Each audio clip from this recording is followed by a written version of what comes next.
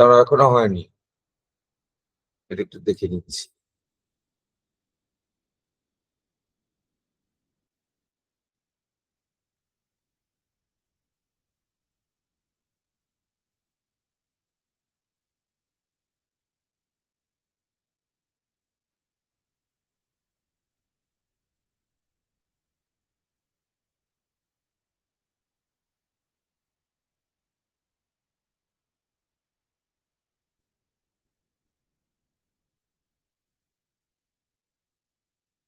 হ্যাঁ, এখন রেকর্ডিং হচ্ছে, শুরু হয়ে গেছে।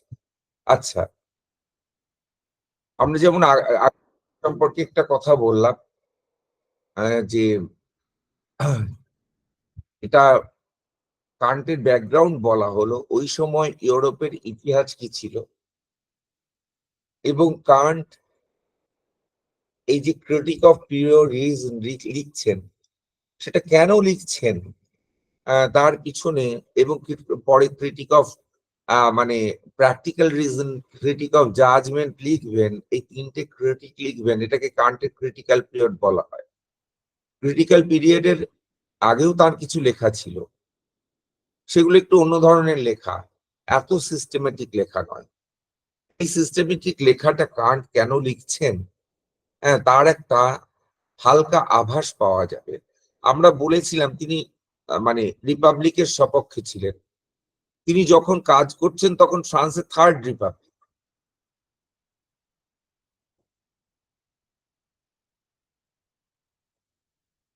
এখন রিপাবলিকান শাসন মানে কি? রিপাবলিকান শাসন মানে হচ্ছে যে রাজার শাসন নয়, কোনো ডেসপটের শাসন নয়, মানুষ শাসনভার নিজের হাতে তুলে নেবে। কান্ট মনে করছেন এটাই হচ্ছে বেস্ট অ্যাডমিনিস্ট্রেশন। কান্ট এটা মনে করছেন। দেখো, ইংল্যান্ডে একটা মানে গ্লোরিয়াস রেভলিউশন হয়েছিল অনেক আগে। আমরা অলিভার ক্রোমওয়েল ইত্যাদির নাম শুনি, এই সমস্ত মানুষের নাম শুনি। সেখানে গ্লোরিয়াস রেভলিউশন হয়েছিল, সেখানে কিন্তু একটা চুক্তিতে আসা হয়েছিল। তারা চাইছিলেন না ডেসপটদের, কিন্তু পরবর্তীকালে একটা চুক্তিতে এলেন। এটা অনেক আগে, ফ্রেঞ্চ রেভলিউশনের অনেক আগে, যে একটা পার্লিয়ামেন্ট হবে। পার্লিয়ামেন্ট, এটা অনেকটা আমাদের দেশে পরে ফলো করা হয়েছে। এই পার্লিয়ামেন্ট কি করবে না, পার্লিয়ামেন্ট কিন্তু শাসন কার্যটা চালাবে, কিন্তু রাজাকে উচ্ছেদ করছি না। রাজা বা রানী থাকবেন বংশ পরম্পরায়, রাজা বা রানী থাকবেন, কিন্তু তারা প্রকৃত শাসন কার্য পরিচালনা করবেন না, তারা শুধু সই করবেন। যেমন আমাদের দেশে ঠিক ওরকম একটা সিস্টেম নেওয়া হয়েছে, রাজা নেই, যেহেতু এরা আমাদেরটা, ইংল্যান্ডে কিন্তু রাজতন্ত্র, মনার্কি। আমাদের সাধারণতন্ত্র, রিপাবলিক, রাজা নেই, কিন্তু ওই রকম একজন নাম সর্বস্ব প্রধান থাকবেন, যিনি সই করবেন, যিনি রাষ্ট্রের সম্মানের স্বরূপ। তাকে কিছু বললে আমরা ছেড়ে দেবো না, কিন্তু তিনি, তার হাতে তেমন ক্ষমতা নেই, প্রধানমন্ত্রীর হাতে ক্ষমতা, কিন্তু তিনি রাষ্ট্রের সব সম্মানের অধিকারিণী। মানে আমি এখনকার আমাদের দ্রৌপদী মুর্মু মহাশয়ের কথা বলছি, তিনি সব সম্মানের অধিকারিণী। তাকে কিছু বললে আমরা জনগণ ছেড়ে দেব না, কিন্তু তিনি শাসন কার্য পরিচালনা করেন না, শাসন কার্য পরিচালনা করেন নরেন্দ্র মোদী। ইংল্যান্ডে ঠিক তাই, একজন রানী আছেন, কিন্তু পার্থক্য এখানে, যিনি প্রেসিডেন্ট তিনি ইলেক্টেড হন, একটা বিশেষ প্রক্রিয়া আছে ইলেকশনে। তো সেই মানে প্রক্রিয়ায় তিনি ইলেক্টেড হন। ইংল্যান্ডের রাজা বা রানী ইলেক্টেড হন না, তারা বংশ পরম্পরায় রয়েছে। কাজে ইংল্যান্ডকে রিপাবলিক বলা যায় না। ভারত, ফ্রান্সকে রিপাবলিক বলা যায়, কারণ ফ্রান্সের কোনো রাজা বা রানী নেই। 1991 মানে 1791 সালের পরে আর যখন গিলোটিন করা হলো মানে 16th লুইকে এবং তার রানীকে, তারপর থেকে কেউ ফ্রান্সের কিন্তু রাজা বা রানী নেই। ওই আমাদের বিখ্যাত এক্সাম্পল মনে পড়ে রাসেলের, যেখানে তিনি ডেফিনিট ডেসক্রিপশন ব্যাখ্যা করছেন, বলছেন the present king of France, এই এক্সাম্পলটা নিচ্ছেন। প্রেজেন্ট কিং অফ ফ্রান্স বলে কেউ নেই, এই জন্যই এই এক্সাম্পলটা নিচ্ছেন। তো এইটা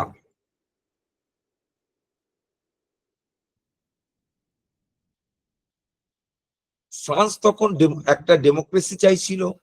ডেমোক্রেসির 3টে মন্ত্র আমরা আগেই বলেছি, লিবার্টি, ইকুয়ালিটি, ফ্র্যাটার্নিটি, স্বাধীনতা, সৌভ্রাতৃত্ব এবং সাম্য।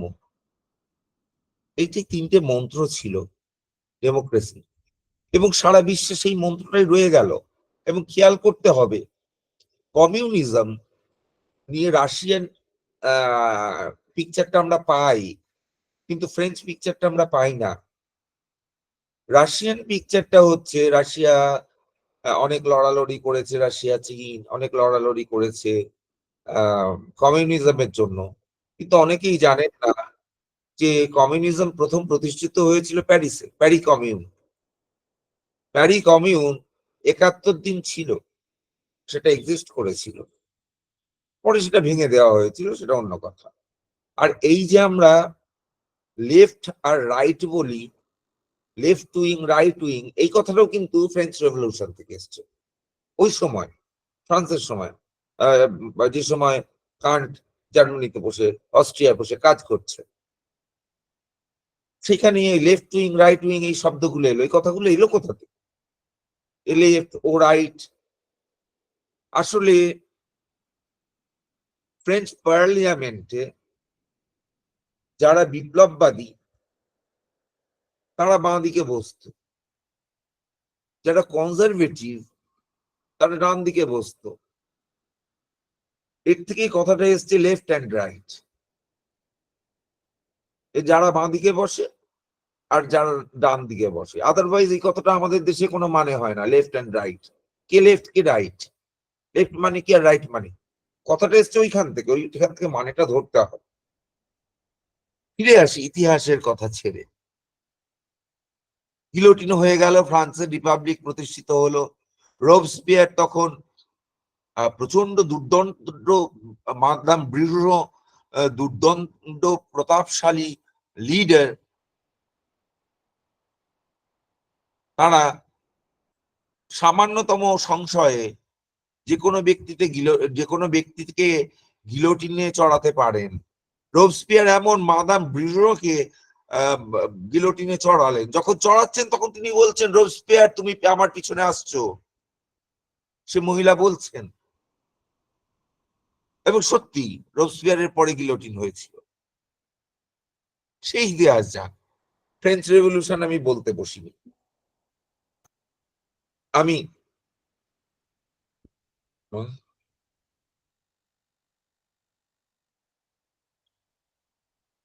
1 মিনিট।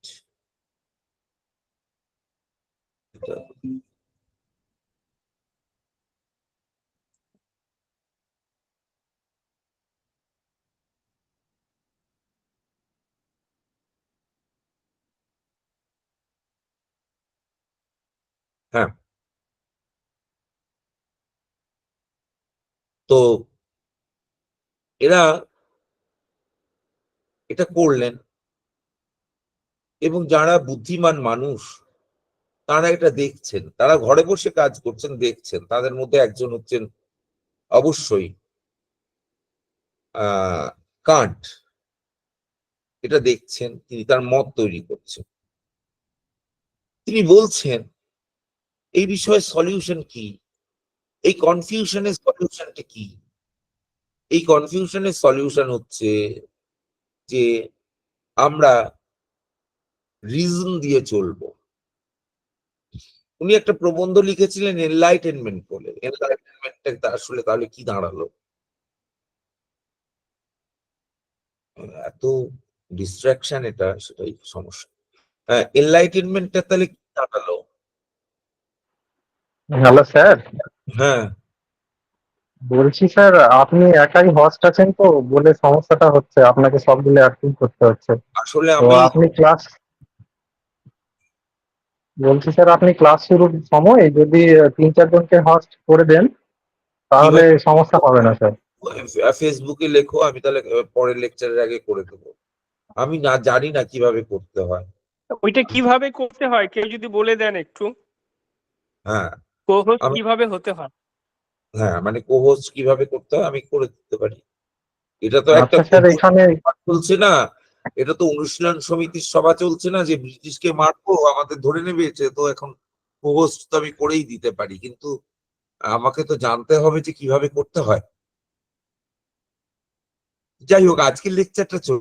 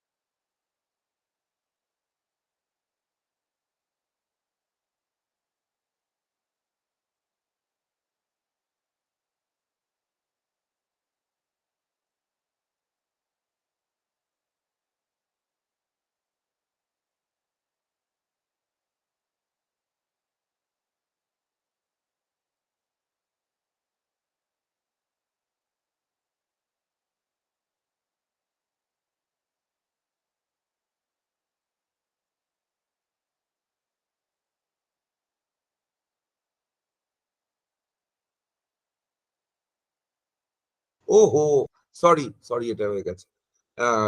সরি, আমার এটা অফ হয়ে গেছিল মাইক্রোফোনটা।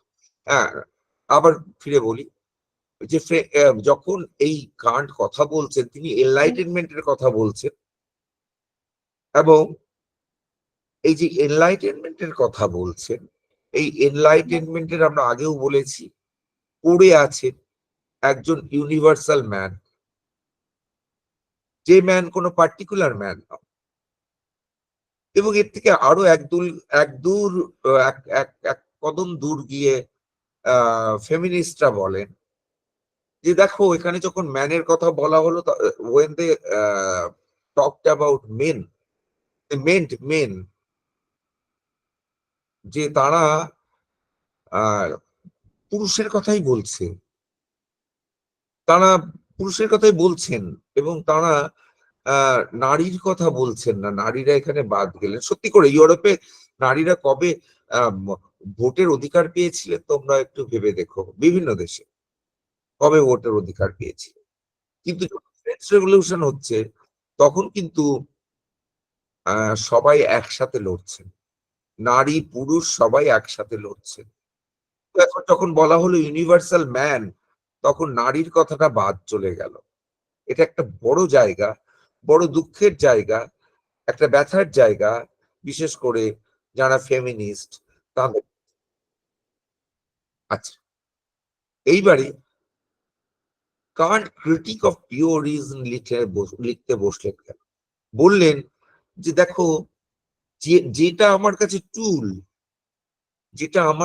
টুল, যেটা দিয়ে আমি সমাজকে পরিবর্তন করব, একটা এনলাইটেনমেন্ট তো এসেছে যে এনলাইটেনমেন্ট সমাজকে পরিবর্তন করবে, সেই টুলটা কি করতে পারে সেটাই যদি আমি না জানি, তার ক্ষমতা কি সেটাই যদি আমি না জানি, তাহলে সেই টুলটাকে নিয়ে মানে সেই টুলটা কোনো কাজে লাগতে পারে না। ধরা যাক আমার হাতে একটা কুড়ুল আছে, এখন কুড়ুলটা কি করে আমি না জানতে পারলে আমি কুড়ুল দিয়ে সূচ বানাতেও চেষ্টা করব, বাঁধাকপি কাটতেও চেষ্টা করব, গাছ কাটতেও চেষ্টা করব, অবভিয়াসলি প্রথম দুটো কাজ আমার বিফল হবে, কারণ আমি জানি না কুড়ুল দিয়ে কি হয়। তাহলে আমাকে আগে জানতে হবে যে আমার টুলটা দিয়ে কি হয়। এখন এই যে আমি একটা ইউনিভার্সাল ম্যান হয়ে উঠতে চাচ্ছি, আমার কাছে টুলটা কি? আমার কাছে টুলটা হচ্ছে রিজন। আমায় জানতে হবে রিজন, রিজনের ক্ষমতা কি, কি করতে পারে আর কি করতে পারে না। বলছেন এটা না জানলে, যেমন ভাবে আমরা অজ্ঞাতে টুলটাকে যথেচ্ছভাবে ব্যবহার করেছি, যেখানে ব্যবহার করতে হয় সেখানেও করেছি, যেখানে ব্যবহার করতে হয় না সেখানেও করেছি, ফলে কি গেছে? টুলটার ব্যবহার ব্যর্থ গেছে।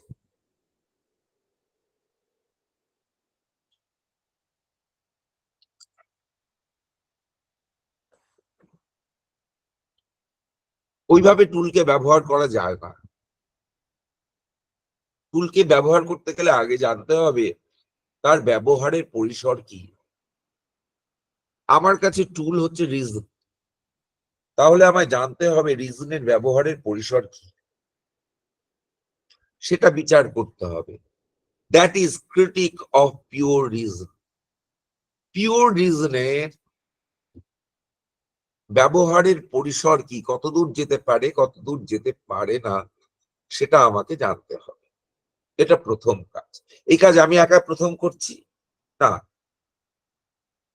আমার আগে অন্য করেছিলেন, উনি নিজেই লকের নাম করেছেন, লক করেছিলেন, কিন্তু লক করতে গিয়ে যেটা করে লক এই সমস্যাটা সামহাও বুঝতে পেরেছিলেন যে সমস্যা, এখানে একটা সমস্যা আছে, এই সমস্যাটা সবাই ধরতেই পারে, কিন্তু লক ধরতে পেরেছিলেন এখানে একটা সমস্যা আছে, আমি রিজন দিয়ে কাজ করবো, আন্ডারস্ট্যান্ডিং, লকের ভাষায় আন্ডারস্ট্যান্ডিং দিয়ে কাজ করব, আন্ডারস্ট্যান্ডিং এর ডোমেইনটা কতদূর অ্যাপ্লিকেবল সেটা আমায় জানতে হবে। সেটা করতে গিয়ে তিনি যেটা করলেন কান্টের মতে, সেটা হচ্ছে একটা অ্যানথ্রোপোলজি করলেন, যে মানুষ সাইকোলজিক্যালি কি কি জানতে পারে আর কি কি জানতে পারেন না। হ্যাঁ, খুব একটা গুরুত্বপূর্ণ রিসার্চ, কিন্তু কান্ট বলছেন এর দ্বারা আসল সমস্যার সমাধান হবে না। অ্যানথ্রোপোলজি করা আমাদের কাজ নয়, সায়েন্টিস্ট করতে পারে।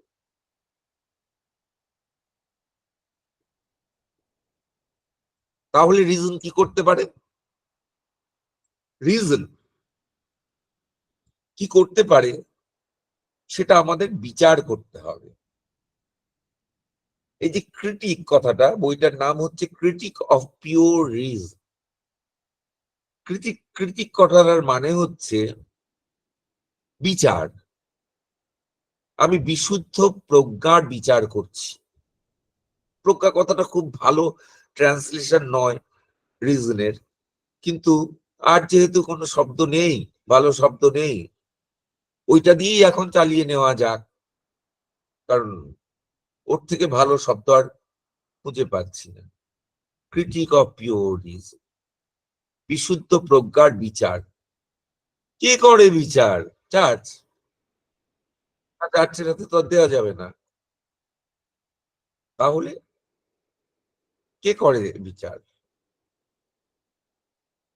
বিচার করবে pure reason, then it becomes, এটা হয়ে যাচ্ছে, হয়ে দাঁড়াচ্ছে critic of pure reason by pure reason।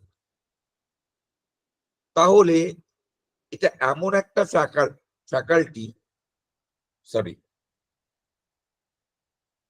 একটু জল খাই,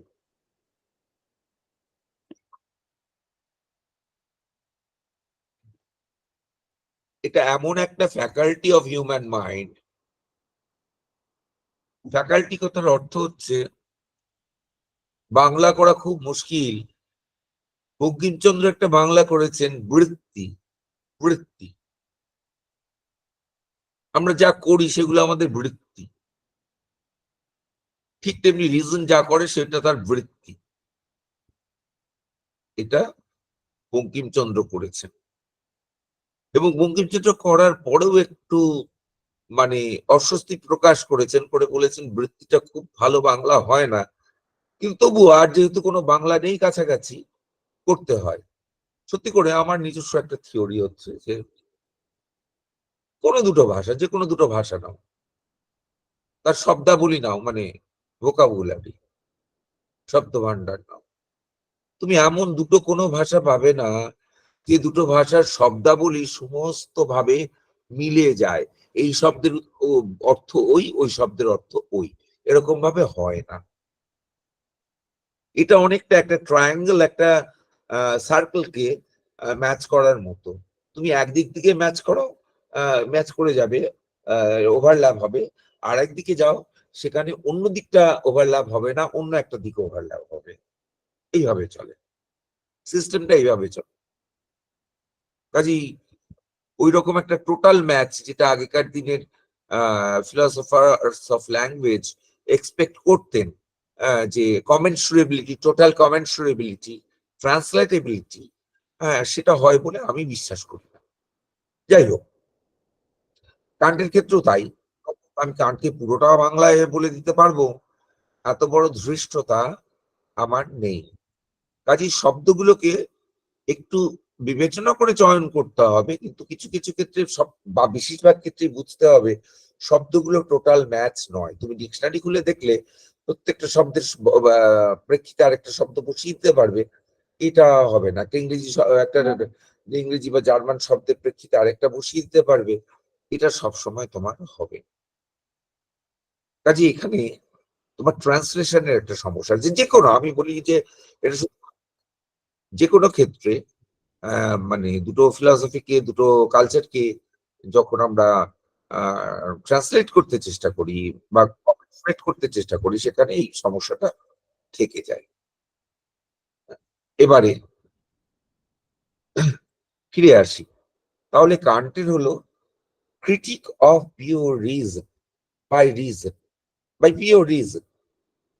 এখন কেন পিওর বললেন, উনি পরে পিওর প্র্যাকটিক্যাল রিজন বলেছেন।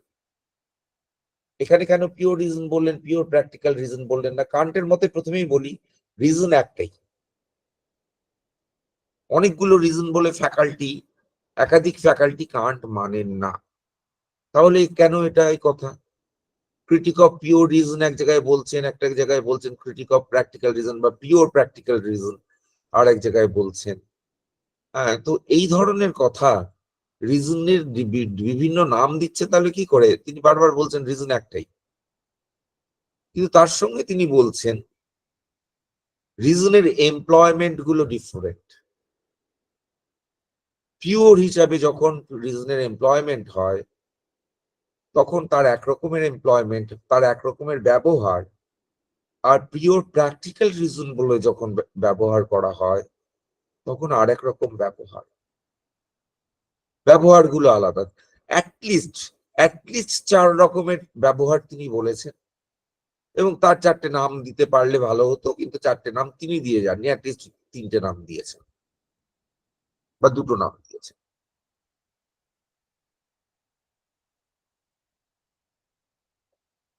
তাহলে কি দাঁড়ালো?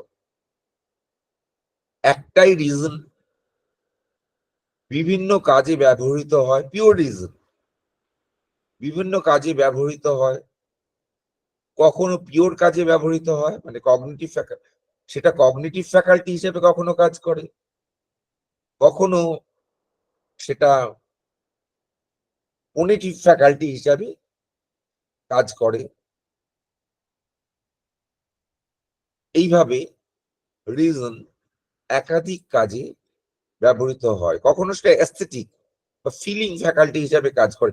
কান্টের সময় ওই মানে কগনিশন, কোনেশন, ফিলিং, এই সমস্ত যে সাইকোলজি সেটা ছিল, কারণ তার দ্বারা ইনফ্লুয়েন্স ছিলেন, কিন্তু পুরোপুরি সেটা মানেননি, অন্য সেন্সে করেছেন।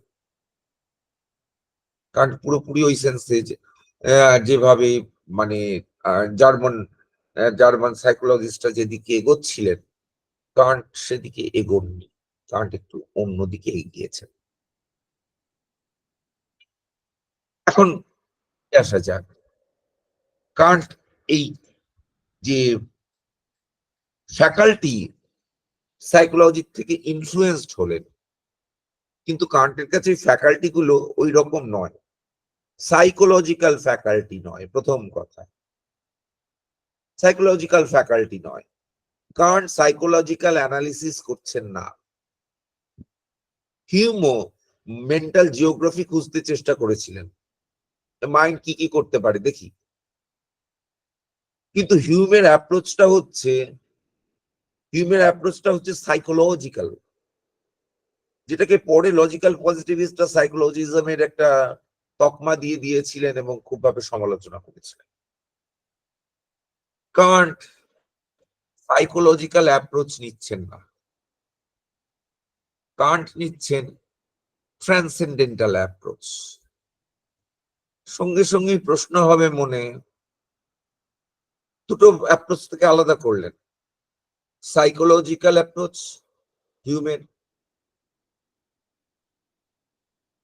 লকের অ্যানথ্রোপোলজিক্যাল অ্যাপ্রোচ, এবং তার ট্রান্সেন্ডেন্টাল অ্যাপ্রোচ। তাহলে স্বাভাবিকভাবে প্রশ্ন আসে, এই অ্যাপ্রোচ গুলোর মধ্যে এই যে ডিফারেন্ট ফিলসফিস, কান্টের কেন মনে হচ্ছে একটা ট্রান্সেন্ডেন্টাল ফিলসফি করে তোলা দরকার? আগের অ্যাপ্রোচে কি গন্ডগোল ছিল, ডিফারেন্সই বা কি ছিল সাইকোলজিক্যাল অ্যাপ্রোচ এবং ট্রান্সেন্ডেন্টাল অ্যাপ্রোচের মধ্যে? ডিফারেন্সটা কি? তাহলে এগুলো আমাদের যত্ন করে শিখতে হবে। সাইকোলজিক্যাল অ্যাপ্রোচ এবং ট্রান্সেন্ডেন্টাল অ্যাপ্রোচের মধ্যে পার্থক্য কি, অ্যানথ্রোপোলজিক্যাল অ্যাপ্রোচ এবং ট্রান্সেন্ডেন্টাল অ্যাপ্রোচের মধ্যে পার্থক্য কি?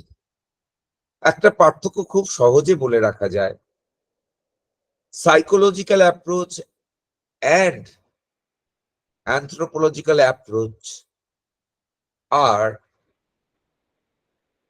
empirical in nature, they are scientific in the common sense of science।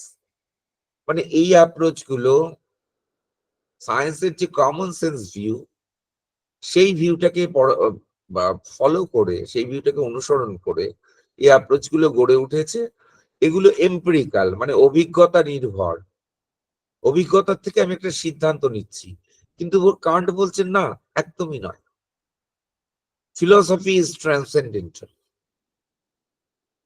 What is transcendental about it? এটা লেয়ার আফটার লেয়ার বুঝতে হবে। প্রথম লেয়ার ট্রান্সেন্ডেন্টাল কি সেটা এখন বলা যায়। প্রথমত হচ্ছে এটা আপনারাই, এটা অভিজ্ঞতা থেকে আসে না।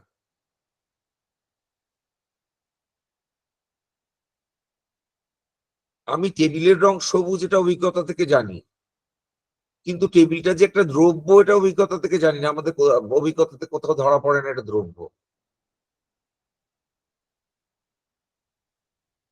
দ্রব্যের কনসেপ্টটা আমাদের সাধারণ কনসেপ্টের মধ্যে নেই, ফিলোসফাররা এই কনসেপ্টটা বলেন।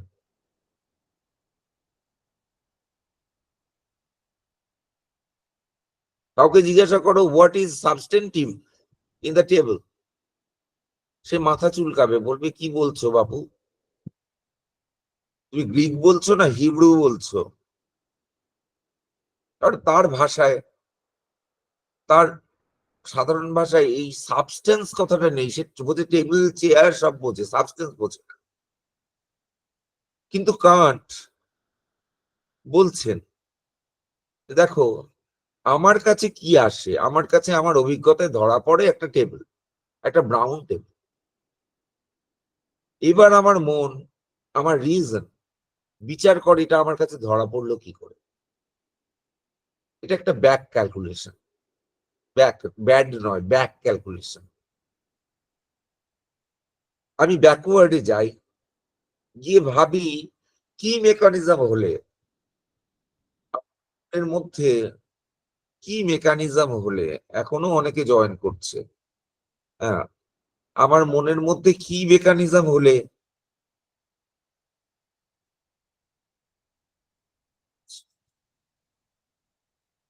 আমার মনের মধ্যে কি মেকানিজম হলে, আমি একটু বলে রাখি যে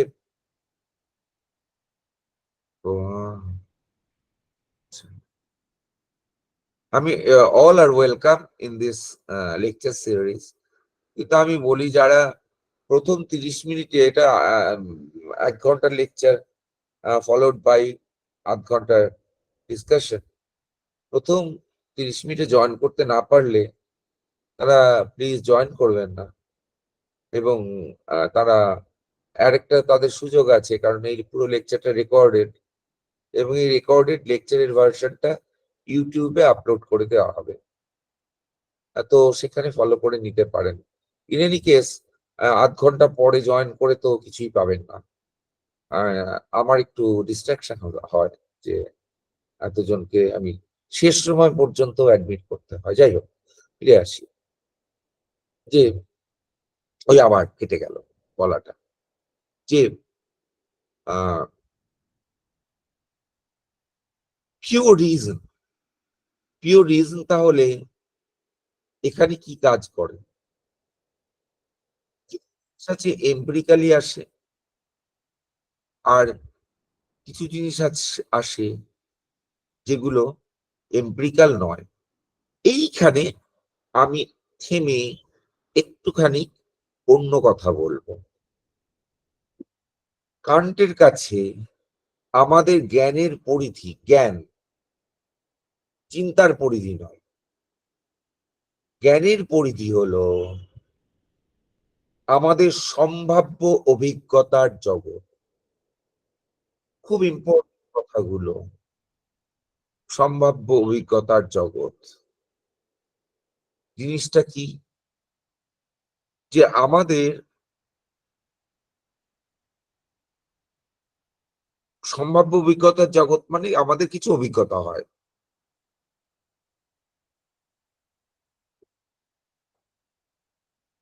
আমি আমার সামনে আমার ব্যালকনিতে জবা ফুলটা দেখলাম, কিন্তু আমার পাশের, আমার প্রতিবেশীর ব্যালকনিতেও একটা গোলাপ ফুটে রয়েছে। চাইলে আমি দেখতে পারতাম, প্রতিবেশীকে অনুরোধ করে আপনার গোলাপটা দেখান, আমি দেখতে পারতাম। তাহলে প্রতিবেশীর গোলাপটা আমার সম্ভাব্য অভিজ্ঞতার জগতের মধ্যে পড়ে। কিছু কিছু জিনিস আছে যেগুলো আমার সম্ভাব্য অভিজ্ঞতার জগতের পড়ে না, যেমন গান চাটা। আমি গানের চেটে চেটে স্বাদ নেব, লিটারাল সেন্সে, এটা আমার সম্ভাব্য অভিজ্ঞতার মধ্যে পড়ে না। আমার এমন কোনো ইন্দ্রিয় নেই যাতে আমি গানকে চাটতে পারি, চেটে খেতে পারি, নেই। এটা আমার সম্ভাব্য। আমি বলতে পারি গান, আমি খুব গান চেটে এলাম, একটা মেটাফরিক্যাল সেন্সে বলতে পারি। আর যদি লিটারাল সেন্সে বলি তাহলে তার কোনো মানে দাঁড়ায় না, গানটাকে চাটা যায় না, ওটা একটা চাটার জিনিস না। আমি লেমন জুস চেটে এলাম, এটা কথাটার খুব মানে দাঁড়ায়। কিন্তু গানকে চেটে এলাম এই কথাটার আমাদের কমন সেন্স ওয়ার্ল্ডে, আমাদের কগনিটিভ ওয়ার্ল্ডের মধ্যে মানে দাঁড়ায় না। এই পয়েন্টটা ধরতে হবে, এই পয়েন্টটা ধরতে হবে। কান্ট বললেন যেগুলো আমাদের সম্ভাব্য অভিজ্ঞতা ওগুলো তো অসম্ভাব্য অভিজ্ঞতা, ওগুলো হবেই না। তার মধ্যেই আমাদের জ্ঞান সীমিত। জ্ঞান সীমিত মানে জ্ঞানটাই সীমিত। জ্ঞান সীমিত মানে কিন্তু আমার বোধ বুদ্ধি সীমিত নয়, আমার ইমাজিনেশন সীমিত নয়। আমি ইমাজিন করতে পারি অনেক কিছু। আমি সোনার পাথর বাটি ইমাজিন করতে পারি, আকাশের গায়ে যেমন টক টক গন্ধ আমি ইমাজিন করতে পারি। ইমাজিনেশনের কোনো লিমিট থাকেনি। ইমাজিনেশনকে তিনি আবার দুটো সেন্সে ব্যবহার করেছেন, পরে বলবো, এখন আসছি না ইমাজিনেশন কথাটাকে। তো একটা স্ট্রিক্ট সেন্স, একটা লুজ সেন্স পরে আসবো, কিন্তু সেটা ব্যবহার তিনি করেছেন হলো। কিন্তু সহজ সহজ কথা, ইমাজিনেশনে আমি অনেক কিছু ইমাজিন করতে পারি। সোনার পাথর বাটি, আকাশের গায়ে যেন টক টক গন্ধ করতে পারি, কিন্তু এটা কগনিটিভ ফিল্ডে কখনো আসবে না। কারণ এটা আমার এমন কোনো ইন্দ্রিয় নেই যে ইন্দ্রিয় দিয়ে আমি আকাশের গায়ে টক টক গন্ধ শুকতে পারবো। আকাশের গা নেই, তার গন্ধ নেই। আকাশের শব্দাশ্রয়ত্ব আছে, গন্ধাশ্রয়ত্ব নেই। কাজে কি করে করব এটা? এইটা কান্ট বললেন। তাহলে নলেজের একটা পেরিফেরি ঠিক করে দিলেন, একটা ডোমেইন ঠিক করে দিলেন। এর বাইরে নলেজ যেতে পারবে না। সেটা কি? নলেজের সেই ডোমেইনটা হচ্ছে পসিবল এক্সপিরিয়েন্সেস। আমি তোমার বাড়ির গোলাপ দেখিনি, কিন্তু গেলে দেখতেও পারবো। কিন্তু আমি আকাশের টকটক গন্ধ কোনোদিন শুকতে পারবো না। এটা পসিবল এক্সপিরিয়েন্সের মধ্যে পড়ে না। কাজেই কান্ট বেঁধে দিলেন আমাদের domain of experience is our domain of knowledge. Domain of experience মানে কি? Domain of actual and possible experience. এটা অ্যাকচুয়াল হয়, আমি জানি ওপর থেকে একটা পাথর ফেলে দিলে নিচে পড়বে। এটা অ্যাকচুয়াল এক্সপিরিয়েন্স নয়।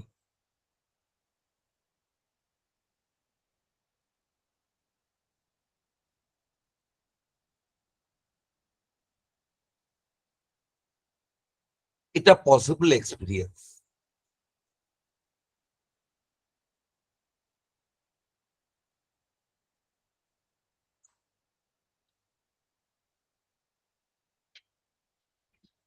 সরি, আমার বাড়িতে কেউ এসেছিল, আমার একটু দরজাটা খুলতে যেতে হয়েছে। আচ্ছা, যাই হোক, এটা পসিবল এক্সপিরিয়েন্স। তাহলে আমার অ্যাকচুয়াল আর পসিবল এক্সপিরিয়েন্স, আমরা বলবো এটা এক্সপিরিয়েন্সিয়াল ডোমেইন। এর মধ্যে আমার নলেজটা সীমাবদ্ধ। নলেজ সীমাবদ্ধ মানে এখানে উনি নুমেনা আর ফিনোমেনার পার্থক্য করছেন। এটা আরো বিস্তৃত ভাবে পরবর্তীকালে আসবো। আমার এই যে পসিবল এক্সপিরিয়েন্সের ওয়ার্ল্ড, এটা হচ্ছে ফিনোমেনাল ওয়ার্ল্ড, যে ওয়ার্ল্ডটাকে আমি জানতে পারি, আমার কগনিটিভ ওয়ার্ল্ড। এর বাইরেও একটা ওয়ার্ল্ড আছে, যে ওয়ার্ল্ড ইজ আ নুমেনাল ওয়ার্ল্ড। এই ওয়ার্ল্ডের বাইরেও একটা ওয়ার্ল্ড আছে, যে ওয়ার্ল্ডটা হচ্ছে নুমেনাল ওয়ার্ল্ড, যে ওয়ার্ল্ডটাকে আমি কোনোদিন জানতে পারবো না।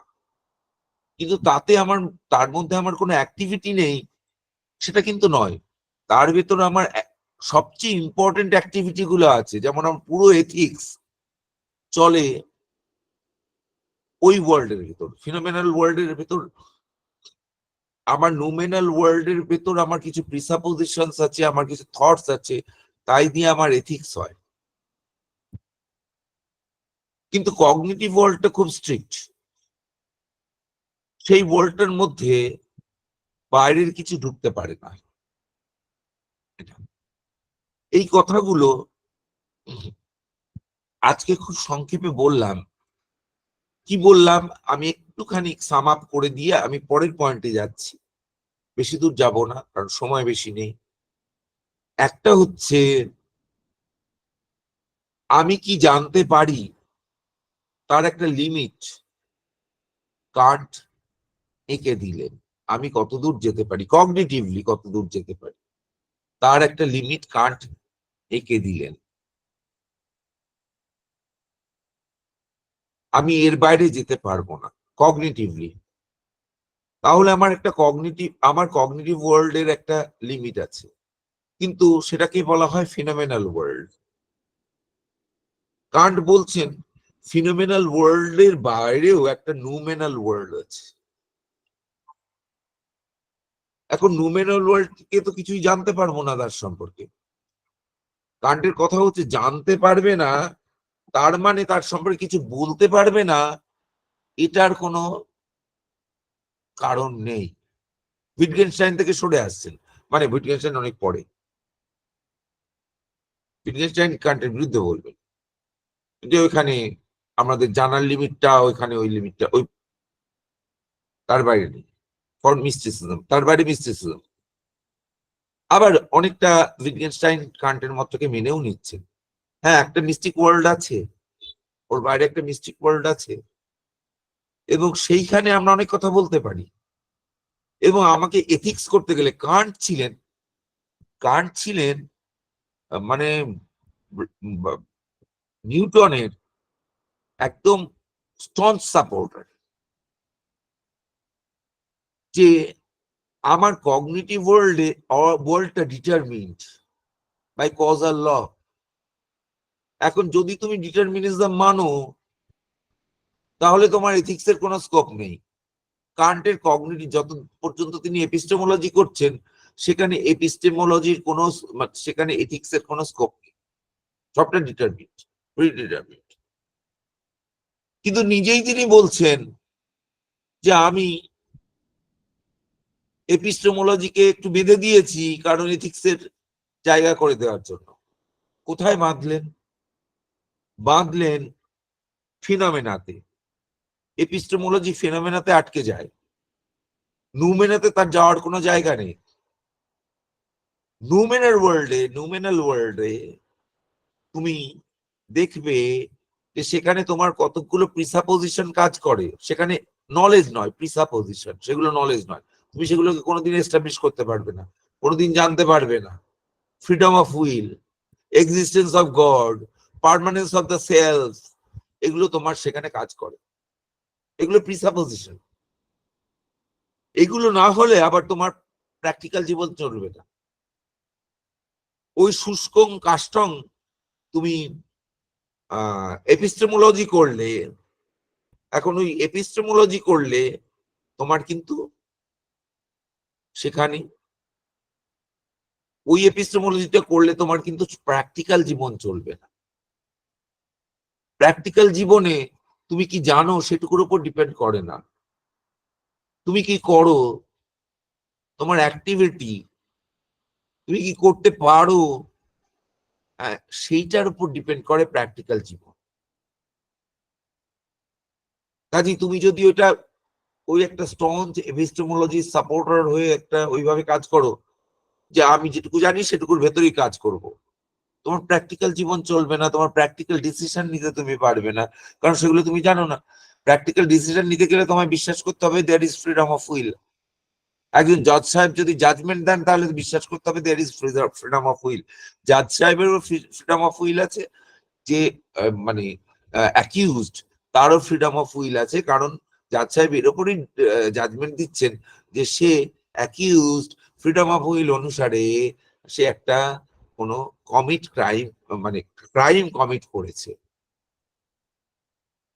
কাজে তোমার এই প্রিসাপোজিশনটা না নিলে, তুমি যদি বলো সবই ডিটারমিন্ড, সে যা করেছে সেটা কজের দ্বারা ডিটারমিন্ড, যেটা তুমি এপিস্টেমোলজিতে বলে আসছো, সেটা করলে তুমি কিন্তু তাকে শাস্তি দিতে পারবে। কান্ট এখানে এলেন। এবার আমরা আবার ফিরে আসি, এটা জেনারেল কথা, আমরা আবার ফিরে আসি why critique of pure reason. এই পিওর রিজন কথাটাকে তিনি কি অর্থে ব্যবহার করছেন? রিজন তো ম্যানের আছে, কিন্তু কথাটার মানে, বাবা এখনো লোক আসছে, কি করতে আসছে, এ তো শেষ হওয়ার সময় হয়ে গেল। স্যার পরের মিটিং থেকে লিঙ্ক আমরা কেউ তৈরি করব, তাহলে এই সমস্যাটা অ্যাভয়েড করা যেতে পারে। তাই করো, তোমরাই করো। আচ্ছা, হ্যাঁ স্যার। না স্যার, বলছিলাম যে ওই আপনি লিঙ্ক তৈরি করবেন, আমি আর বিকি গিয়ে আপনাকে দেখিয়ে দিয়ে আসবো যে কিভাবে আপনি কোর্স দিয়ে দেবেন। সেটা হতে পারে, কারণ কাউকে যদি মানে মডারেটর করে দেওয়া যায়। আমার এই ডিস্ট্রাকশনটা বারবার যে আসছে না, দেখো এখন 5 মিনিট বাকি আছে, 5 মিনিটের মধ্যে লোক ঢুকছে, তারা 5 মিনিট এসে কি বুঝবে? রাদার তারা যদি রেকর্ডিংটা শুনে নেয় তাহলে তারা ভালো বুঝবে। তো এখন আবার ফিরে আসি, এই ক্রিটিক অফ পিওর রিজন। কান্টের কাছে কিন্তু রিজন একটাই, কারণ সেটা universal reason. Fragmentation of reason বলে একটা বই লিখেছিলেন, ভুলে যাচ্ছি কেন, Stephen stitch. Fragmentation of reason বলে একটা বই লিখেছেন, খুব ইন্টারেস্টিং, উপাদেয় বই। আমি সাজেস্ট করছি, পড়েও দেখতে পারো। স্টিফেন স্টিচ বলে বইটা লিখেছিলেন। কিন্তু কান্টের ক্ষেত্রে রিজনের ফ্র্যাগমেন্টেশন হলে হবে না, কারণ তিনি বারবার ইউনিফর্মিটি খুঁজছেন, ইউনিফর্মিটি অফ রিজন। রিজন এক, কিন্তু এই এতগুলো নাম বললেন, রিজন এতগুলো কথা বলে, কি কি বলে বলবো সম্ভবত পরবর্তী লেকচারে, কি কি কাজ করে। আপাতত দুটো শেখো, পিওর রিজন যেটা নলেজ নিয়ে আলোচনা করে, প্র্যাকটিক্যাল রিজন, অনেক জায়গায় পিওর প্র্যাকটিক্যাল রিজন বলেছেন, কোনো ঢুকছে, যেটাকে অনেক জায়গায় পিওর প্র্যাকটিক্যাল রিজন বলেছেন, সেটা ওই পিওর রিজনের একটা ফর্ম। কেন এটা হলো? এটা হলো যে একই রিজন 5টা কাজ করে। এ তো হিন্দু মাইথোলজিতে তোমরা হাজার ব্যাপার পড়বে। যখন সেই বিষ্ণু রাবণ বধ করে তখন তার নাম রাম, যখন সেই বিষ্ণু কংসবধ করে তখন তার নাম কৃষ্ণ। হিন্দু মাইথোলজিতে আছে এই সমস্ত কথা। এখন রিজন কি করে দেখো, যখন ক্রিটিক অফ পিওর রিজন বলছো, তখন রিজনের সবচেয়ে তুমি রিজনের ব্যাপকতর এমপ্লয়মেন্টের কথা বলছো। এর মধ্যে কি কি পড়ে যায়? এর মধ্যে সেন্সিবিলিটি, আন্ডারস্ট্যান্ডিং, রিজন সব পড়ে যায়, সব ফ্যাকাল্টি গুলো পড়ে যায়। Anything mental is called reason, or anything mental and contemplable is called reason. এটা একটা সেন্স। তার মানে এটা নয় যে ফ্র্যাগমেন্টেশন অফ রিজন যে অর্থে স্টিফেন স্টিচ বলেছে, কিন্তু তার ডিফারেন্ট এমপ্লয়মেন্টস আছে। অন্য এমপ্লয়মেন্টে কি বলবো?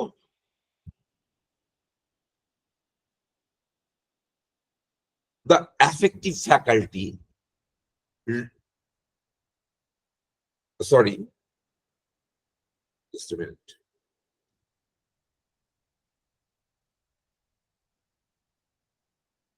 Sorry, not affective faculty.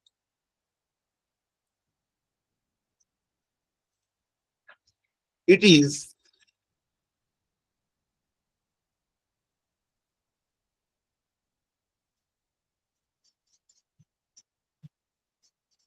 reason is the faculty that gives us the laws of logic. It gives its own laws for its own employment. Reason কিভাবে কাজ করবে সেটা লটা বাইরে থেকে আসে না, রিজন নিজেই দেয় যে আমি এইভাবে কাজ করব। এটা একটা সেন্স, যার জন্য আমরা all men are mortal, Socrates is a man, therefore Socrates is mortal আমরা করতে পারি। এটা রিজন দিয়েছে।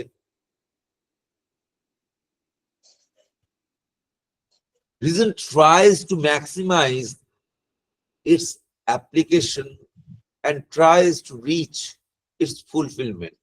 and completeness. Reason ultimate reason খোঁজে, reason ultimate reason খোঁজে। আচ্ছা, এই ঘটের কারণ কুম্ভকার, কুম্ভকারের কারণ কি? কুম্ভকারের বাবা। এইভাবে চলতে থাকলে আলটিমেট কারণ কি? কাজে রিজন একটা আলটিমেট স্ট্যান্ডিং পয়েন্ট খোঁজে। এটা রিজনের আর একটা এমপ্লয়মেন্ট। আমরা পরে আসবো যখন ডায়ালেকটিক আলোচনা করব। রিজন আরেকটা কাজ করে, কি করে?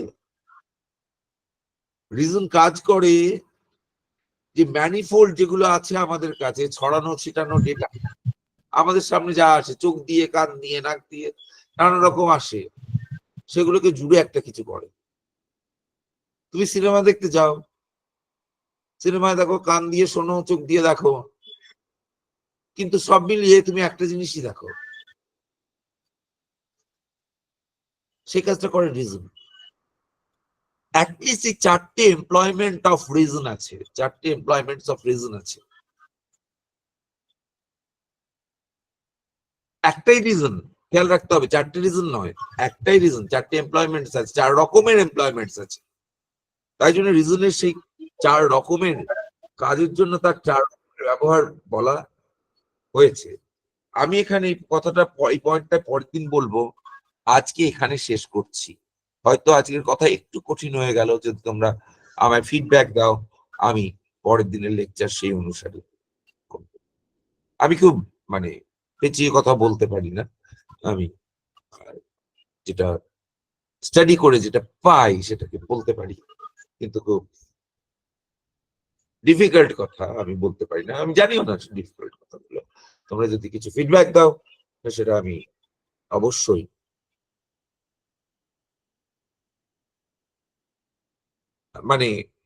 অনেকেই থ্যাঙ্কস দিচ্ছে, সেটা থ্যাঙ্কস এর জন্য আমি সত্যি আভারী, কিন্তু থ্যাঙ্কস এর থেকেও আমি বেশি জিনিসটা যেটা চাইবো সেটা হচ্ছে ফিডব্যাক বা কোয়েশ্চেন যে জায়গাটা বলো। স্যার, অভিজ্ঞতা যে দুই প্রকার বললেন, অ্যাকচুয়াল এন্ড পসিবল, স্যার এই ব্যাপারটা একটুখানি যদি বলে দেন, অ্যাকচুয়াল এক্সপিরিয়েন্স কোনটা আর পসিবল এক্সপিরিয়েন্স কোনটা? আচ্ছা, খুব সহজ, খুব সহজ। তুমি একটা ইঁদুর দেখছো সামনে, তোমার সামনে ঘোরাঘুরি করছে, দিস ইজ অ্যাকচুয়াল এক্সপিরিয়েন্স।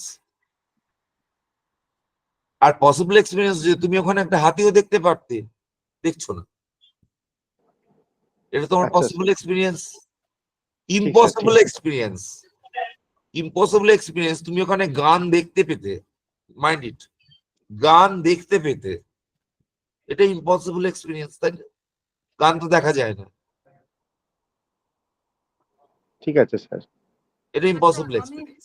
আমি একটু কথা বলছি আপনাকে, সেটা হচ্ছে রিজনের, পিওর রিজনের আপনি এইমাত্র 4টে এমপ্লয়মেন্টের কথা বলেছেন। Reason is one and only one, there is no ফ্র্যাগমেন্টেশনস।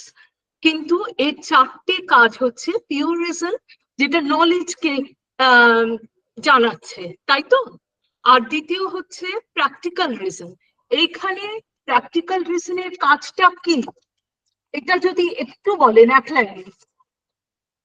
আচ্ছা, একটা জিনিস বলছি, হ্যাঁ, এইটা পার্থক্যটা করেছিলেন অ্যারিস্টটল।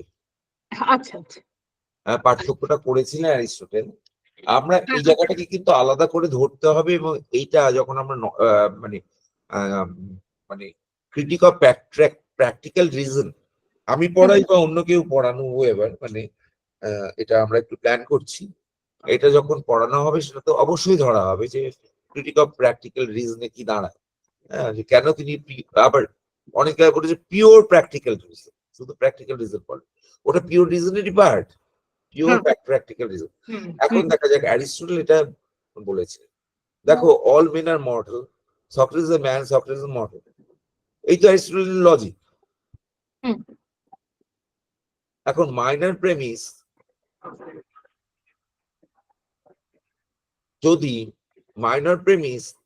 যদি প্র্যাকটিক্যাল প্রেমিস হয়, আমি একটা আর্গুমেন্ট করতে পারি all men are quadruped. এবার মাইনর প্রেমিস করলাম মানে all beings are quadruped. Therefore, Socrates is quadruped.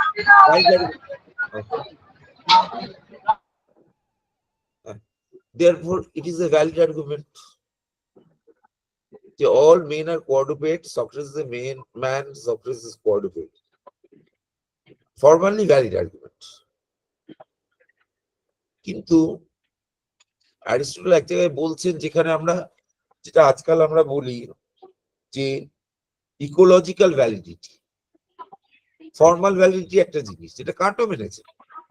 Formal validity, আমার আর্গুমেন্টটা ফর্মালি ভ্যালিড, সেটা ফর্মাল ভ্যালিড। তো ইকোলজিক্যাল ভ্যালিডিটি আমি বললাম অল মেন আর কোয়াড্রুপেড, সত্যি করে কি মানুষ কোয়াড্রুপেড? সেটা তো নয়। তো এখানে ইকোলজিক্যাল ভ্যালিডিটি চলে গেল। কিন্তু আমি যদি প্র্যাকটিক্যাল রিজন নিয়ে আসি তাহলে আমি প্রথমেই বাদ দেবো অল মেন আর কোয়াড্রুপেড। তাহলে আমি একটা প্র্যাকটিক্যাল কনক্লুশন আসতে পারবো। আমি শুধু ফর্মাল কনক্লুশনে আসতে যখন চাইছি না, প্র্যাকটিক্যাল কনক্লুশনে আসতে চাইছি, সেটা প্র্যাকটিক্যাল রিজন। এটা হচ্ছে most naive interpretation of this issue. Okay, আরেকটা বললেন loss of logic. Loss of logic, আমি লস অফ হ্যাঁ। লজিক দিয়ে তো ফর্মালি অনেক কিছু করে দিতে পারি, হ্যাঁ, কিন্তু আর হ্যাঁ বলুন। কিন্তু প্র্যাকটিক্যালি সেই জিনিসটা তো প্র্যাকটিক্যালিও তো ওরকম হয় না। আমি অল মেন আর কোয়াড্রুপেড থেকে শুরু করলে সক্রেটিস তো কোয়াড্রুপেড হয়ে যাবে। কাজে আমাকে যদি ইকোলজিক্যাল ভ্যালিডিটি দেখতে হয় তাহলে আমাকে বলতে হবে প্রথমেই তোমার প্রেমিসটাই গন্ডগোল, অল মেন আর কোয়াড্রুপেড। কিন্তু সেটা ফর্মাল লজিক কিন্তু সেটা নিয়ে চিন্তা করে না। ফর্মাল লজিক বলে তোমার লজিক্যাল স্ট্রাকচারে ঠিক থাকলে এটা লজিকটা ঠিক। হ্যাঁ লজিক ঠিক। হ্যাঁ, ঠিক কথা, একদম। আর লাস্ট আপনি বললেন বিভিন্ন ম্যানিফোল্ড, যেটা জ্ঞানীর উপাত্ত, সেগুলোকে একত্রে সংগৃহীত করে গ্রথিত করে, এটা হচ্ছে রিজনের কাজ। এই চারটে আপনি নেক্সট দিন পড়াবেন, তাই তো? হ্যাঁ, এন্ড মাচ মোর। আচ্ছা আচ্ছা আচ্ছা আচ্ছা, এটা তো ঠিক একটু, আছে। কারণ কান্ট বা এই জাতীয় যারা সিস্টেম বিল্ডার হ্যাঁ হ্যাঁ, তাদের কথাগুলো হুম। ওই একবার বলে হয় না, হুম। লেয়ারে লেয়ারে বলতে হয়, হুম। তাহলে তাদের কথাগুলো হুম। মানে পরিষ্কার হয়। কাজে আমি একবারে বলে দিলাম এই চারটে মানে, এই চারটে মানে হ্যাঁ হ্যাঁ, না না, অত ঠিকই তো, সহজে হয় না জিনিসটা। ঠিকই। কিন্তু পড়ানোটা খুব ভালো লাগছে, খুব ভালো। তো লেয়ার বাই লেয়ার করতে হবে, হ্যাঁ, খাটতে হবে, আমাকেও খাটতে হবে। অসাধারণ পড়ানো, পড়ানো খুব অসাধারণ, খুব ভালো লাগছে। Thank you. যদিও আমি কোনোদিন আপনাকে দেখিনি, কিন্তু এই প্রথম আপনার সাথে পরিচয়, এইভাবেই হবে আশা করছি। ঠিক আছে। একটু জোরে, একটু গায়ত্রী, একটু জোরে। গায়ত্রী, গায়ত্রী চ্যাটার্জি, তুমি কি আমার থেকে সিনিয়র না জুনিয়র? স্যার আমি বলছিলাম যে রিজন একটা না, আমি একটু একটা যে অন্য জিনিস জিজ্ঞাসা করছি, তুমি কি আমার থেকে সিনিয়র না জুনিয়র? সিনিয়রই হব, কারণ আমি এমফিল করেছি অনেক আগে যাদবপুর থেকে। আচ্ছা ঠিক আছে, হ্যাঁ বলো। একটু জিজ্ঞেস করছিলাম যে রিজন একটা আলটিমেট খোঁজে, ওইটা নেক্সট দিন পড়াবেন তো? খুব আওয়াজটা খুব আস্তে আসছে, একটু জোরে যদি হয় আমার খুব সুবিধা হয়। স্যার আমি চেষ্টা করছি, এবার শোনা যাচ্ছে স্যার? শুনতে আমি পাচ্ছি, সবাই শুনতে পাচ্ছে কিনা আমি বুঝতে পারছি না। স্যার আপনি একটা কথা বলেছিলেন তখন যে রিজন একটা আলটিমেট খোঁজে, তো এইটা কি আমরা পরের দিন এটার ব্যাপারে একটু বেশি শুনতে পাবো কি স্যার? এখন পুরোটাই আলোচনা হচ্ছে রিজন, রিজন কি করতে পারে। কাজে এটা শুধুমাত্র পরের দিন নয়, পরের পরের দিন, তারপরের দিনে আমার যতদূর লেকচার যাবে সেই পর্যন্ত রিজন নিয়ে হবে, এবং পরবর্তীকালে আমি বা যিনি লেকচার দেবেন তিনি রিজন নিয়েই কথা বলবেন। কাজে রিজনের যে কি ফাংশন এই প্রোগ্রামে, যে প্রোগ্রামটা নিয়ে আমরা আলোচনা করছি, সেটা আমরা সবাই ধরতে পারবো। স্যার অসাধারণ sir, thank you so much sir. Sir আমার কাছে যেটা প্রাপ্য সেটা হচ্ছে এই যে আমি এত কষ্ট করে লেকচার দিচ্ছি, এত পয়সা খরচা করে, সেটার জন্য যদি মানে যারা পার্টিসিপেন্ট তারা যদি উপকৃত হয় এবং বুঝতে পারে কান্টের মতন একটা ডিফিকাল্ট বিষয় তারা যদি অন্তস্থ করতে পারে এবং বইটা একটু পড়ে, তাহলে আমার পরিশ্রমটা সার্থক হবে। হ্যাঁ স্যার, হ্যাঁ, বলছি যে কান্ট যে নুমেনা সম্পর্কে বলছেন যে এটা জানা যায় না, কিন্তু আমরা সে বিষয়ে কথা বলতে পারি। আহ, তা যে বিষয়টা জানা যায় না আমাদের মেন্টাল ফ্যাকাল্টির, তার বিয়ন্ড দ্য মেন্টাল ফ্যাকাল্টি, সেক্ষেত্রে সায়েন্টিস্টরা কান্টের এই লাইনটার উপরে কিছু বলেছেন স্যার, যে কোনো একটা বিষয় তুমি প্রথমেই স্বীকার করে নিচ্ছ জানা যায় না, তারপরে তুমি বইয়ে পাতার পর পাতা একটা এত বড় বই লিখে ফেললে, তারপর কংক্রিট কোনো জায়গাতে পৌঁছানো যাচ্ছে না যেখানে। দেখো, আমি একটু তোমাকে একটু সাহায্য করি। জানা, জ্ঞান, জ্ঞান জ্ঞান বস্তুতন্ত্র, বস্তুটা যেমন তেমন তোমায় জানতে হবে। তোমার ঘরে যদি একটা মানে বেড়াল থাকে, তোমায় জানতে হবে বেড়াল। তোমার ঘরে তুমি সেখানে কুকুর জানতে পারবে না, সম্ভাবনা। তার মানে এটা নয় যে তুমি কুকুরের কথা ভাবতে পারবে না ঘরে। কাজেই চিন্তনের বিষয় আর জানার বিষয় দুটোর মধ্যে পার্থক্য আছে। তুমি কুকুর চিন্তা করতে পারো, ঘরের মধ্যে কুকুর আছে, ভাবো যে একটা কুকুর থাকলে ভালো হতো, বিড়ালটার সাথে একটু খেলা করতো, এটা হতো, ভালো হতো। তুমি তো এটা কল্পনা করতে পারো। তাহলে তো কাজেই এটা একটা মেন্টাল এক্সারসাইজের ব্যাপার হয়ে যাচ্ছে না, যে আলটিমেট জায়গাটা সে ঈশ্বরের স্বরূপ বিষয়ে, যে কেউ কোথাও দিনের শেষে পৌঁছাতে পারছে না, অথচ সেই সব নিয়ে ধর্মগ্রন্থ রচিত হচ্ছে, মানুষের জীবনযাপন নিয়ন্ত্রণ হচ্ছে, অথচ সেই বিষয়ে কংক্রিট একটা ডিসিশনে পৌঁছানো যাচ্ছে না, সব ওর ধোঁয়াশাই থেকে গেল সেই সভ্যতার শুরু থেকে এখনো অবধি। তাহলে কান্টের এই নুমেনের বিষয়টা তো সেই সেরকমই, যে কোথাও একটা এগ্রিমেন্টে আমরা পৌঁছাতে পারছি না। এই বিষয়ে সায়েন্টিস্টরা কিছু কি মানে ক্রিটিসাইজ করেছেন, এই বিষয়ে কি শুনতে চাই। একটু একটু একটু আমি 1 মিনিটে একটা ব্রেক নিচ্ছি, কারণ আমাকে কেউ নক করছে, আমি এসে কথা বলছি।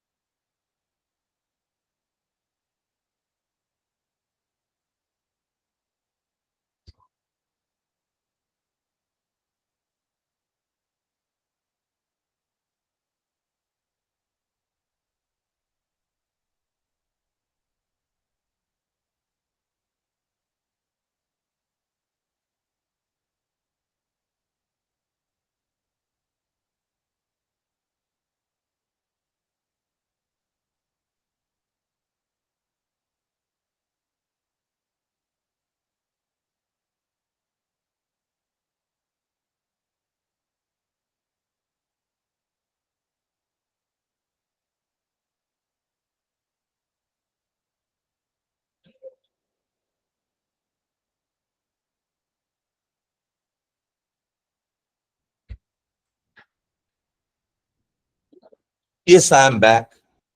এখন এখানে সায়েন্টিস্টদের কিছু বলার নেই, কারণ কান্ট যে ফিল্ডটা ধরছেন, মানে একটু পরেই আমরা পরের দিনের লেকচারে আসবো। কান্ট যে ফিল্ডটা ধরছেন, যে ফিল্ড ধরে কথা বলছেন, সেটা আপ্রায় ফিল্ড, সেটা ট্রান্সেন্ডেন্টাল ফিল্ড। সায়েন্টিস্টরা সেই ফিল্ডে কাজ করেন না, তারা এমপিরিক্যাল ফিল্ডে কাজ করেন। এখন এই জায়গাটা, এই যে distinction between empirical, transcendental, scientific and a priori, এই জায়গাটা আমরা পরের দিন ব্যাখ্যা করব। এখনো জায়গাটা স্পষ্ট হয়নি, সেই জন্য হয়তো এই প্রশ্নগুলো উঠছে। এখানে সায়েন্টিস্ট স্যার, করেন। স্যার আমার একটা জিনিস জানতে ইচ্ছে করছে যে এই যে পসিবল এক্সপিরিয়েন্স এর কথাটা আপনি বললেন, এটা কি টেকনোলজিক্যাল অ্যাডভান্সমেন্টের সাথে সাথে এটা পাল্টে পাল্টে যাবে? মানে যে একটা সময় হয়তো যেটা মনে হতো যে আমাদের পসিবল নয়, মানে আমাদের এইরকম কিছু এক্সপিরিয়েন্স হওয়াই পসিবল নয়, কিন্তু এমন কিছু টেকনোলজিক্যাল অ্যাডভান্সমেন্ট হলো যেটা তখন পসিবল হচ্ছে। মানে এটা কি এরকম দেখ- ডাইনামিক বিষয়টা? কারেন্টের ক্ষেত্রে না, না, কারণ যেগুলো দেখো টেকনোলজি কি করে, টেকনোলজি যেটা করে সেটা হচ্ছে আমার পসিবল এক্সপিরিয়েন্সের রেঞ্জটা বাড়িয়ে দেয়। আমি পরমাণু দেখতে পাচ্ছিলাম না, হ্যাঁ, এখন টেকনোলজি যেটা করে সেটা হচ্ছে আমি এখন পরমাণু দেখতে পাচ্ছি, আমি এখন পরমাণু দেখতে পাচ্ছি। তো টেকনোলজিটা আমায় বাড়িয়ে দিয়েছে, আমি জার্মস গুলো দেখতে পাচ্ছিলাম না, এখন টেকনোলজি করছে জার্মস গুলো দেখতে পাচ্ছি,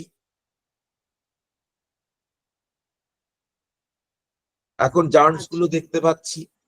কাজে টেকনোলজি আমার অবজারভেশনকে বাড়িয়ে দেয়, আর কিছু করে না। কিন্তু যেগুলো আনঅবজারভেবল, নট আনঅবজার্ভড, এই দুটোর মধ্যে পার্থক্য করতে হবে। আনঅবজার্ভ যেগুলো আমি এখনো দেখতে পাইনি, আর যেগুলো হচ্ছে দেখাই যাবে না। ভূত আমি কোনোদিন দেখতে পাবো না, ভূত স্যার এই দেখার দেখাই যাবে নাটা আমি কি করে আসবো? মানে ধরুন এখন যেমন ব্ল্যাক হোলের বিষয়টা এখনো পর্যন্ত আমরা জানি না কোনোদিন। আনঅবজারভেবল। দেখো unobservable in a sense, unobservable in a sense যে ওখানে দেখো একটা থিওরি আছে, ব্ল্যাক হোলের থিওরিটাই হচ্ছে, ব্ল্যাক হোলের থিওরিটাই হচ্ছে যে তুমি আহ আহ, তার থেকে লাইট বেরোয় না। ওটা দেখার উপায় কি? দেখা মানে চোখ দিয়ে দেখা, দেখার উপায় কি? লাইট এসে আমাদের রেটিনায় রেটিনায় পড়লে তবে আমি দেখতে পাই। এখন তুমি ওটাকে, তো লাইট এসে তো রেটিনায় পড়বেই না বাই থিওরি, কারণ হচ্ছে ও তো ভিনিগার, ও তো আচ্ছা, লাইট এসে ওটায় পড়বে না, লাইট এসে তোমার রেটিনায় পড়বে না, এটা থিওরি। কারণ থিওরি হচ্ছে যে ও সব লাইটকে অ্যাবজর্ব করে নেয়। তাহলে এটা আনঅবজারভেবল, এটাকে দেখা যাবে না। একে আমাদের সবসময় সেকেন্ডারি সোর্স থেকে ইনফার করতে হবে। কিভাবে আমরা ইনফার করি? কোন একটা প্ল্যানেটের ট্র্যাজেক্টরি যেটা থাকে, সেই ট্র্যাজেক্টরিটা আমি যদি দেখি যে সেই ট্র্যাজেক্টরিতে চলছে না, একটু তার অন্যরকম হচ্ছে, সে সরে যাচ্ছে, তখন বুঝি সেখানে কোন একটা বড় গ্র্যাভিটেশনাল পুল আছে, তাই তাকে টেনে নিচ্ছে। আমি দেখতে পাচ্ছি না, তাহলে নিশ্চয়ই সেখানে একটা ব্ল্যাক হোল আছে যেটাকে দেখা যায় না। এইরকম ভাবে আমরা ইনফার করি। এটা আনঅবজারভেবল, থিওরিটিক্যালি আনঅবজারভেবল। কিছু জিনিস আছে থিওরিটিক্যালি, কিছু জিনিস আছে আনঅবজার্ভড বাট নট আনঅবজারভেবল। যেমন দূরের গ্রহ নক্ষত্র আমরা এখনো দেখিনি, কিন্তু আমি যদি দামি আরো টেলিস্কোপ বানাতে পারি, দূরের নক্ষত্র দেখতে পারবো। এগুলো আনঅবজার্ভড বাট নট অবজারভেবল। কাজেই তোমাকে এগুলোর মধ্যে পার্থক্য করতে হবে, that which is unobserved and that which is unobservable.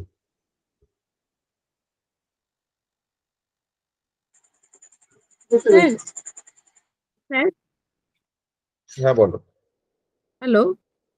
বলো। হ্যাঁ মানে বলছি এটা কি ওই আমরা ইন্ডিয়ান কনসেপ্টে ওই যোজ্ঞানুপলব্ধির কথা বলি, যোজ্ঞানুপলব্ধির সাথে খানিকটা কি মেলানো যায়?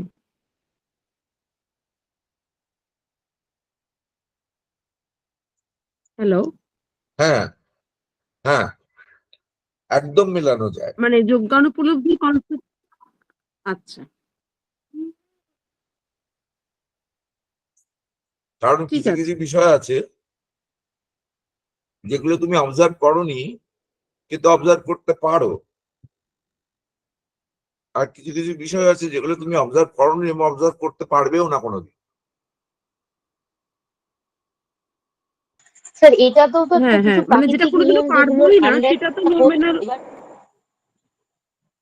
না সেটা যদি ওই নিয়মগুলো যদি অন্য হয়ে যায়, মানে কোনো একটা, মানে যদি আমি মানে এখানে কি একটা হাইপোথেটিক্যাল সিচুয়েশনের কথা যদি ভাবা যায় যে যে লস গুলো এখন আছে, যার আন্ডারে আমার অবজারভেবল এন্টিটি আর আনঅবজারভেবল এন্টিটি আমি আলাদা করছি, এই লস গুলো যদি চেঞ্জ হয়ে যায়, মানে সেটাও তো চেঞ্জ হয়ে যেতে পারে।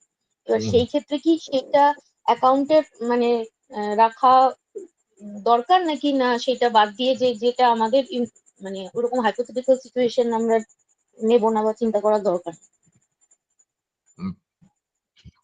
দেখো, কান্টের ক্ষেত্রে হচ্ছে হিউম্যান এক্সিস্টেন্সটা একটা গিভেন, এখন ভবিষ্যতে পাল্টে যেতে পারে হিউম্যান এক্সিস্টেন্স, কিন্তু হিউম্যান এক্সিস্টেন্স যতক্ষণ গিভেন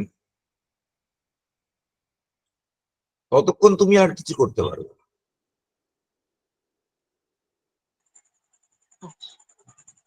ধরো আজ থেকে 10 কোটি বছর পরে human existence, human psychology, human মানে কি বলবো অ্যানথ্রোপোলজি পাল্টে গেল, মানুষ পা দিয়ে দেখে, চোখ দিয়ে শোনে, ওরকম হয়ে গেল, তাহলে অবভিয়াসলি ওয়ার্ল্ডের স্ট্রাকচার পাল্টে যাবে। কিন্তু এখন সেরকম নয়, কারণ ওইটা নিয়ে চিন্তিত নন যে এভলিউশনে যদি হিউম্যান এক্সিস্টেন্স পাল্টে যায়, এভলিউশনে হিউম্যান বিং এই জায়গায় এসে পৌঁছেছে তার এরকম একটা স্ট্রাকচার।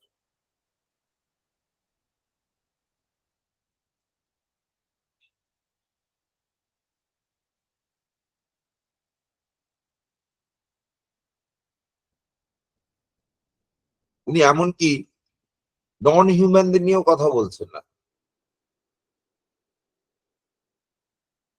আমরা জানি নন হিউম্যানদের কগনিটিভ ফ্যাকাল্টি একদম আলাদা,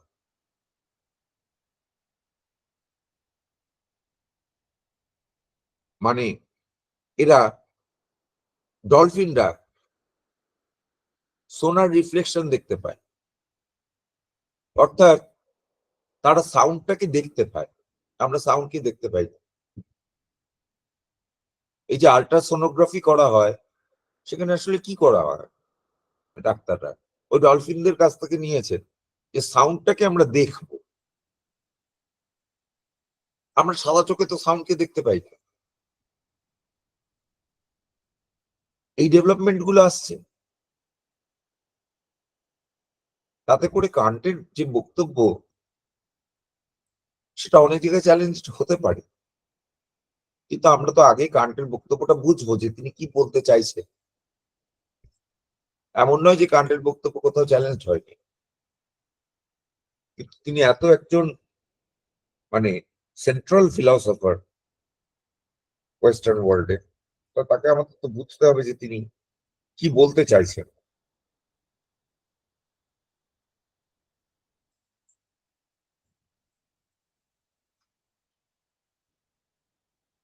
এবং তার সঙ্গে তোমাদের মানে কি বলবো রিসার্চ পার্সপেক্টিভ অনেক খুলে যাবে। যে প্রশ্নগুলো করছো সে প্রশ্নগুলো নিয়ে রিসার্চ করতে পারো, সেগুলো নিয়ে এখানে তো আলোচনা হবে না, আমরা কান্ট পড়তে বসেছি।